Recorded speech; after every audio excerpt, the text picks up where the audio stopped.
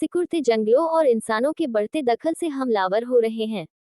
समय के साथ जंगलों में इंसानों की ज्यादा तादाद में घरेलू सामाजिक वातावरण मानसिक तनाव को हाथियों ने अपना रुख मोड़ लिया है, जो कि जंगलों में काफी इंसान को देखकर सामाजिक जीवन में बदलाव ला रहे हैं। इंसानों की बस्ती में रहने वाले बड़े हाथी और बड़े झुंड में पाए जाते हैं। अगर आप उसे 100 मीटर दूर से देखते हैं तो वह अपने को असुरक्षित नहीं महसूस करता, इसलिए कभी आप पर हमला नहीं करेगा।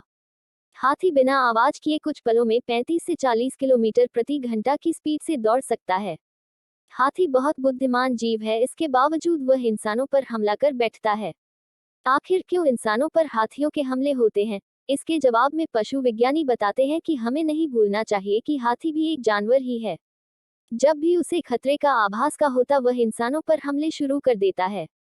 सुरक्षित देखने की दूरी पर पीछे हटने के पहले अवसर की तलाश करें। हाथियों को ड्राइव करने से पहले उन्हें सड़क से हटने के लिए जगह दें। निकटतम हाथी से 40 मीटर से अधिक दूरी पर ड्राइव न करें। अगर हाथियों में बेचैनी या हल्के खतरे का कोई संकेत दिख रहा है तो धीरे धीरे पीछे हटें। हाथी अपनी यादों के लिए कुख्यात हैं। यदि कोई ट्रेनर जिसे उन्होंने वर्षों से नहीं देखा है अचानक दिखाई देता है, तो वे उसे तुरंत पहचान लेते हैं। जहां तक का संबंध है, वैज्ञानिक हाथी को चिंपांजी या चीतल जैसे डॉल्फिन, किलर व्हेल आदि के समतुल्य रखते हैं। यह बाहर अगर यह रहता तो बच्चा निश्चित रूप से मर जाता। हालांकि कुछ ग्रामीण साथ आए और बच्चे को बाहर निकालने के लिए एक निकास रैंप खोदा।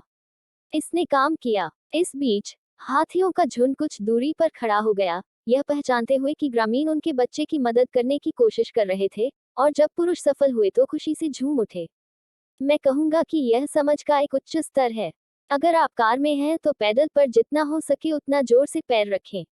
अगर काफी करीब है तो लगातार हॉर्न बजाएं। जानवर को भ्रमित करने की कोशिश करो।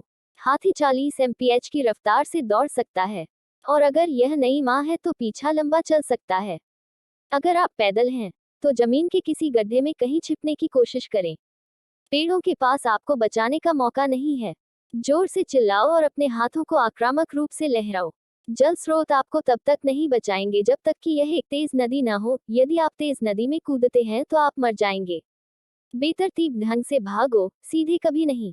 और जब आप ऐसा कर रहे हो तो भगवान का नाम लें, वही आपको बचा सकते हैं।